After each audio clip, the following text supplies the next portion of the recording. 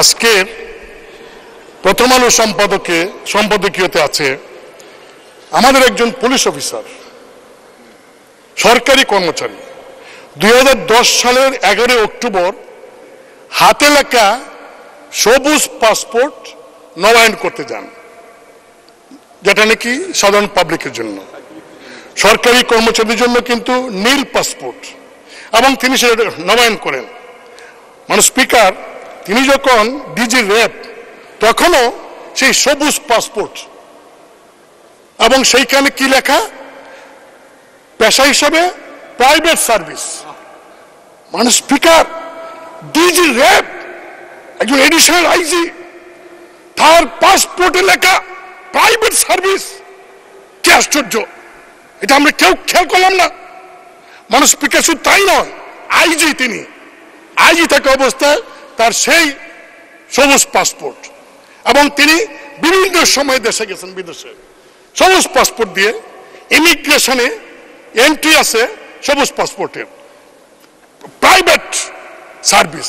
কি সর্বনাশের কথা! মানুষ স্পিকার, সারা দেশে মানে একটা বিষয়। আমরা জানি এই আওয়ামী লীগ সরকার একজন প্রতিমন্ত্রী ছিলেন, তার রেড পাসপোর্ট ছিল এবং সবুজ পাসপোর্ট ছিল। সবুজ পাসপোর্ট দিয়ে সিঙ্গাপুর যাওয়ার কারণে মাননীয় প্রধানমন্ত্রী সেদিন তাকে মন্ত্রী পরিষদ থেকে বাদ দিয়েছিলেন। আর এই ব্যক্তি আইজি, একটা ডিসিপ্লিনারি ফোর্সের চিফ। মানুষ স্পিকার, এই ব্যক্তি যখন আইজি ছিলেন তখন কি সুন্দর বক্তব্য দিতেন। তিনি বলেছিলেন পুলিশ বাহিনীর সমস্ত সদস্যদের উদ্দেশ্যে, এই পুলিশ বাহিনীর সদস্যরা, তোমরা কেউ করাপশন করতে পারবে না। আমি আইজি, আমার নাম বেনজির, আমি দুর্নীতির বিরুদ্ধে জিরো টলারেন্স। মানুষ স্পিকার, জিরো টলারেন্স দুর্নীতির বিরুদ্ধে। ভালো কথা। মানুষ স্পিকার, সেই ব্যক্তিটির তার নামে, তার পরিবারের নামে গোপালগঞ্জে Savanna Eco Resort and Natural Park, speaker, 621 বিঘা জায়গা। হাউ তার এবং তার পরিবার সদস্যদের নামে কিভাবে সম্ভব? মানে স্পিকার, তাই নয়, তিনি যখন ডিজি র্যাব, মহানগরের ডিএমপি কমিশনার এবং আইজি, এই সময়ের মধ্যে তিনি কিন্তু এই সম্পত্তির মালিক হয়েছেন। রিটায়ারমেন্টের পরে গিয়ে যে তার পৈতৃক ব্যবসা থাকে, মালিক হন, আফসোস ছিল না।